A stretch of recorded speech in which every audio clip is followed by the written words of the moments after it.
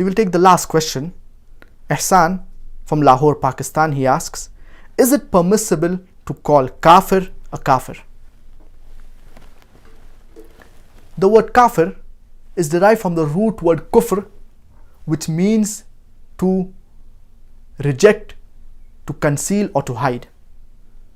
Linguistically, the word Kaafir means to reject, to conceal or to hide. In Islamic terminology, Kaafir means a person who rejects or hides the truth of Islam. So a non-Muslim, in Arabic, he is called as a Kaafir.